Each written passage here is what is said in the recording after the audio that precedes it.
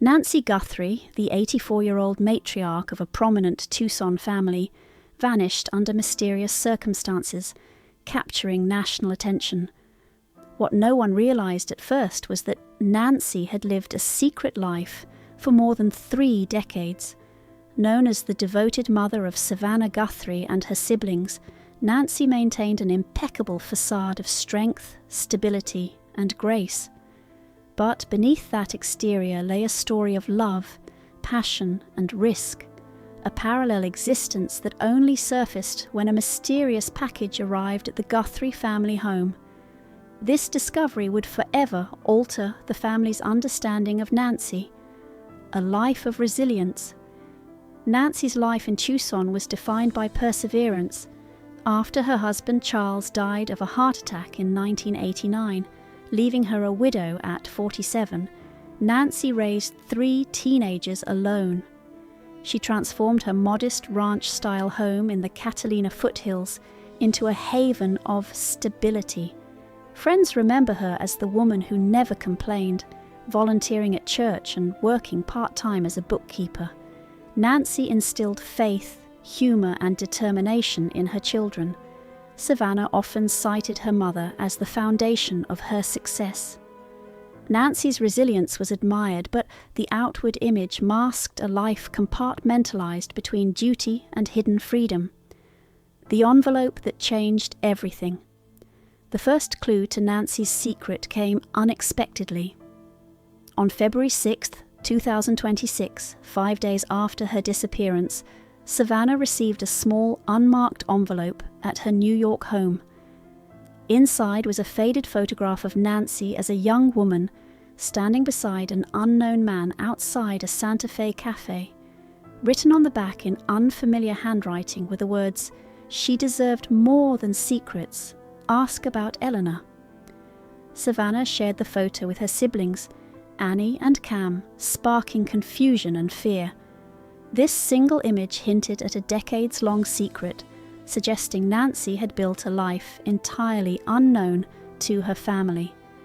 Meeting Victor Ramirez, Nancy's hidden life began in 1991 during a solo trip to Santa Fe for a church retreat. Still grieving Charles, she met Victor Ramirez, a 45-year-old artist and gallery owner from Mexico City. Victor, widowed years earlier, embodied freedom and creativity, qualities absent from Nancy's Tucson life. They connected over shared loss and mutual understanding. Their friendship gradually deepened into romance. Nancy returned to Tucson, but secretly nurtured the relationship, making periodic trips to Santa Fe under the guise of church visits. Victor became central to her secret identity, which she would later develop fully under the alias Elena, a symbol of the life she longed for. Building a second life. Nancy carefully compartmentalized her dual existence. She continued raising her children, working and maintaining her Tucson routines, while weekends in Santa Fe allowed her to embrace Eleanor. She helped Victor run his gallery, engaged with artists, and explored painting herself. Nancy even opened a bank account under Elena Ramirez, transferring small amounts from her bookkeeping earnings to support the gallery. The secrecy was paramount. Her children were unaware. Elena's life offered freedom, creativity, and emotional connection, everything Nancy could not fully experience in Tucson. Each visit reinforced the separation, creating both excitement and emotional strain. Compartmentalization and duty. For years, Nancy balanced Tucson Nancy with Santa Fe Elena flawlessly. She attended church events, organized family milestones, and offered guidance to her children, all while secretly living a passionate life. She rationalized the duality as necessary. Revealing Eleanor would have shattered her children's perception of her. The separation was methodical. Letters were handwritten and hidden, cash transactions were used, and trips were carefully planned. Victor understood the limits and never pressed for more. Elena became Nancy's sanctuary, a way to experience joy and freedom while remaining the dependable mother and widow her family relied on. Life as Elena. By the mid-1990s, Elena had become a fully realised identity.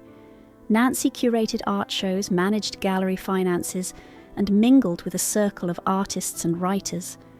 Locals remembered Elena as quietly elegant, intelligent, and witty. She exhibited a side of herself never visible in Tucson, flirtatious, adventurous, and emotionally expressive. Elena painted, debated philosophy, and danced at fiestas. Her dual life was both liberating and isolating. While the Tucson community saw Nancy as a steadfast mother, Elena in Santa Fe was dynamic and free. This delicate balance persisted for decades, sustaining her but also creating stress, particularly as she aged and faced health challenges. The strain of secrecy. As the years passed, the strain of maintaining two lives grew. By the 2000s, Nancy experienced chronic pain and heart issues, making her frequent trips more challenging. Victor encouraged her to share the truth with her children, but she resisted, fearing it would destroy their image of her. Small arguments arose, and the secrecy began taking a toll. Pandemic lockdowns intensified her anxiety, leaving her confined to Tucson. She confided in Victor through encrypted messages on a hidden phone, expressing the difficulty of living split between duty and desire. Elena's world had become essential, yet increasingly impossible to sustain. Financial footprints and mystery investigators reviewing Nancy's disappearance uncovered irregular financial activity. Small withdrawals from her Tucson accounts matched deposits in Santa Fe. A notable wire transfer in December 2025 of $5,000 to an unknown Mexican account raised suspicions. Victor denied knowledge of this transaction. FBI agents began to suspect blackmail. Perhaps someone discovered Nancy's secret and sought leverage. A locked box of letters and photographs was missing from her home. These items were believed to contain evidence of her double life. The financial trail, coupled with reports of suspicious individuals near her Tucson residence, pointed to a targeted intrusion rather than random crime. The family's revelation. The family received Victor's full statement from the FBI, providing decades of insight into Nancy's life as Elena. Love letters, bank records, and personal anecdotes painted a vivid picture of her parallel existence. Savannah struggled to process the revelation, whispering to family members that Nancy had a whole other family in Santa Fe. The news explained aspects of her mother's strength and composure while also creating feelings of betrayal. The children grappled with understanding Nancy's motives and the secret she had kept for so long. The revelation reshaped their memories and perceptions, blending admiration with confusion and grief. The ongoing investigation authorities are now focused on tracing the December 2025 wire, interviewing Santa Fe associates and canvassing Tucson for clues about Nancy's last movements. A tip line surge reported a mystery man near her home in the weeks before she vanished. Agents are exploring multiple scenarios: blackmail, a jealous rival, or an intruder aware of her secret. Evidence suggests the crime was personal rather than opportunistic. Her double life as Elena provides context, but also complicates the investigation, leaving open questions about motive, perpetrators, and her ultimate fate. Each new lead brings both hope and uncertainty.